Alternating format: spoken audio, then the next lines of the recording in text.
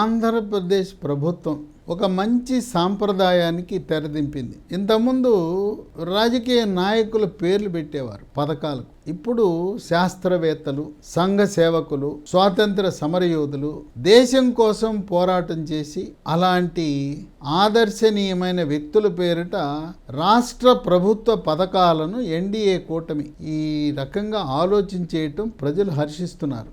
రాజశేఖర రెడ్డి పేరో, జగన్మోహన్ రెడ్డి పేరో, ఇందిరాగాంధీ పేరో, రాజీవ్ గాంధీ, సంజయ్ గాంధీ ఇలాంటి పేర్లు కాకుండా ఒక నూతన వరవడికి నాంది పలికింది ఆంధ్రప్రదేశ్ ప్రభుత్వం. మనము మధ్యాహ్న భోజన పథకం, ఇది కేంద్ర ప్రభుత్వ నిధులతో సహకారంతో నిర్వహించబడుతున్న పథకం. కేంద్ర ప్రభుత్వం దీన్ని ప్రధానమంత్రి పోషణ అభియాన్ పోషణ పథకం అన్నారు. రాష్ట్ర ప్రభుత్వం గతంలో ఉన్న పేరును తొలగించి శ్రీమతి డొక్కా సీతమ్మ మధ్యాహ్న భోజన పథకం అని పెట్టారు. ఆ మహాతల్లి ఎంతమంది వచ్చినా కూడా కాదనకుండా రోజు భోజనాలు పెడుతూ ఉండేవాది పేద సాధనలు. ఆమెని గుర్తు చేసుకుంటూ ఈ పథకం పెట్టడం చాలా మంచి మైలేజ్ రాష్ట్ర ప్రభుత్వానికి వచ్చింది. ఇక మెనూలో కూడా వినూత్నమైన మార్పులు. పిల్లలకి పౌష్టికాహారము, మాంసకృతులు, విటమిన్లు, ఖనిజ లవణాలు సమపాళ్లలో సమతుల్యమైన ఆహారం ఇవ్వటము ద్వారా రోగ నిరోధక శక్తిని పెంచి అంటువ్యాధుల బారిన పడకుండా, అంతేకాకుండా సమతుల్యమైన ఆహారము, మంచి ఆహారం ఇవ్వటం ద్వారా వాళ్ళ మేధో సంపత్తి కూడా పెరుగుతుంది. అంటే వాళ్ళ చదువుల్లో కూడా రాణిస్తారు. రోజు ఒకే రకం కాకుండా సోమవారం నుంచి శనివారం వరకు రాష్ట్ర వ్యాప్తంగా ఒకే మెనూని అమలు చేస్తూ, మళ్ళీ సోమవారం నాడు కొన్ని రోజుల్లో మొదటి సోమవారం ఒక రకమైతే రెండవ సోమవారం మరొక రకంగా, ఇట్లా పిల్లలు రోజు మాకు అదే పెడుతున్నారు బోరు కొట్టకుండా ఈ పదార్థాల ఎంపిక కూడా వాటిలో పోషక విలువలను అంచనా వేసి ఈ మెనూ తయారు చేయటం అనేది విశేషం. సోమవారం నాడు మధ్యాహ్న భోజన పథకం, దాంట్లో ఒక వారము కూరగాయల పలావ్, గుడ్డు కూర, ఇంకొక సోమవారము హాట్ పొంగల్, ఉడికించిన గుడ్డు చిక్కి, మంగళవారము ఒక వారము పులిహార టమోటా పచ్చడి, వీటితో పాటు దొండకాయ పచ్చడి, ఉడికించిన గుడ్డు, రాగి జావ. బుధవారము కూరగాయలతో అన్నం, ఆలు కుర్మా, ఉడికించిన గుడ్డు చిక్కి. ఒక శనివారం మినహా మిగతా రోజుల్లో కోడిగుడ్డు వినియోగం అధికంగా ఉండేలా జాగ్రత్తలు తీసుకున్నారు. గురువారం ఒక వారం సాంబార్ బాత్ పెడితే, ఇంకొక గురువారం లెమన్ రైస్, టమోటా చట్నీ, ఉడికించిన కోడిగుడ్డు, రాగి జావ. శుక్రవారము అన్నం, ఆకుకూర పప్పు, ఉడికించిన గుడ్డు చిక్కి. శనివారం నాడు అన్నము, సాంబారు, ఇంకొక శనివారము స్వీట్ పొంగలి, రాగి జావ. ఈ విధంగా చిరుధాన్యాల వినియోగాన్ని, కూరగాయల వినియోగాన్ని పెంచారు. ఇప్పుడు త్వరలో విద్యాశాఖ ఆదేశాల మేరకు స్కూల్ మేనేజ్మెంట్ కమిటీలు అంటారు, ఎస్ఎంసి, స్కూళ్ల నిర్వహణ కమిటీలకు త్వరలో ఎన్నికలు జరగబోతా ఉన్నాయి. ఈ స్కూల్ మేనేజ్మెంట్ కమిటీ ఆధ్వర్యంలో మధ్యాహ్న భోజన పథకము సక్రమంగా జరుగుతున్నదా లేదా, నాణ్యత ప్రమాణాలు పాటిస్తున్నారా లేదా,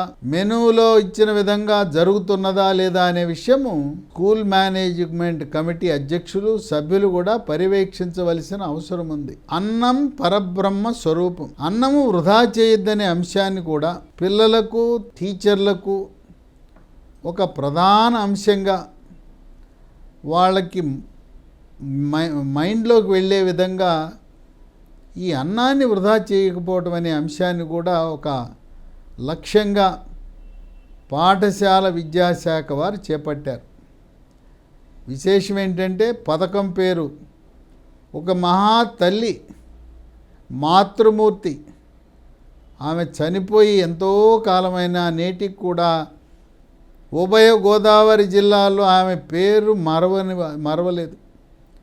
ఆ మహాతల్లి పేరును పెట్టడం, ఇవే కాకుండా మరికొన్ని ప్రభుత్వ పథకాలకు కూడా జగన్ పేరు, వైఎస్ రాజశేఖర రెడ్డి పేరు, ఇందిరమ్మ పేరు తీసి అబ్దుల్ కలాం, సర్వేపల్లి రాధాకృష్ణన్ ఇలాంటి ప్రముఖులు ఆదర్శమూర్తుల పేర్లు పెట్టడం అనేది ఒక విశేషం. ఇది కేంద్ర రాష్ట్ర ప్రభుత్వాలతో కేంద్ర నిధులను రాష్ట్రము సమర్థవంతంగా వినియోగిస్తూ మధ్యాహ్న భోజన పథకం, వెళ్ళండి చూడండి ఆంధ్రప్రదేశ్ రాష్ట్రం యొక్క మెను నిర్వహణ ఆదర్శప్రాయంగా ఉన్నది అని చెప్పి కేంద్ర ప్రభుత్వం శభాష్ అనే విధంగా రూపొందించారు. దీనికి తోడు స్కూళ్ళలో కెమెరాలు ఏర్పాటు చేసి, సీసీటీవీ కెమెరాలు ఏర్పాటు చేసి ఈ మధ్యాహ్న భోజన పథకాన్ని పర్యవేక్షించటానికి జిల్లాలో జిల్లా విద్యాశాఖాధికారి రూములో కమాండ్ కంట్రోల్ రూము, మండల ఎడ్యుకేషన్ ఆఫీసర్ రూమ్లో కమాండ్ కంట్రోల్ రూమ్ ఉంటే తక్కువ ఖర్చుతో డిజిటల్ సాంకేతిక పరిజ్ఞానంతో ఈ పథకాన్ని సమర్థవంతంగా పర్యవేక్షించడానికి అవకాశం ఉంటుంది. ఎవరు తినటం లేదులే, ఎవరు చూడటం లేదులే అనేసి దాంట్లో లోపాలు తలెత్తకుండా, అమ్మో సీసీటీవీ కెమెరాలో మా డిఓ గారు చూస్తున్నారు, రాష్ట్ర కమాండ్ కంట్రోల్లో చూస్తున్నారు అనే భయం ఉంటుంది. ఆ మధ్యాహ్న భోజన పథకానికి వాళ్ళు పనిచేస్తున్న వంట వాళ్ళు కూడా బాధ్యతాయుతంగా పనిచేయటానికి దీనికి డిజిటల్ కెమెరాలు కూడా జోడిస్తే ఎంతో ప్రయోజనంగా ఉంటుంది. తర్వాత ఎంతమంది తింటున్నారు అని, తక్కువ మంది వచ్చినా ఎక్కువ మంది పేరిట బుక్ చేసే అవకాశం ఉంది. ఆ విధంగా కొద్దిపాటి ఖర్చుతో సీసీటీవీ కెమెరాలు ఏర్పాటు చేస్తే ఆ కెమెరాలు పలు విధాలుగా కూడా పాఠశాల విద్యలో ప్రమాణాలు పెరగటానికి ఇప్పటికే ఫైబర్ నెట్ ఇచ్చారు, అక్కడికి డిజిటలీకరణ చేశారు. కనుక స్కూల్లో ఎలాగో వైఫై ఉన్నది. ఆ వైఫై ఉన్నప్పుడు ఈ కెమెరాలు అనుసంధానం చేయడం చాలా సులభమని విద్యారంగ నిపుణులు, అలాగే సాఫ్ట్వేర్ రంగ నిపుణులు పర్యవేక్షణ కొరకు మనుషులను నమ్ముకోకుండా టెక్నాలజీని ఉపయోగిస్తే బాగుంటుందని సలహాలు సూచనలు ఇస్తున్నారు.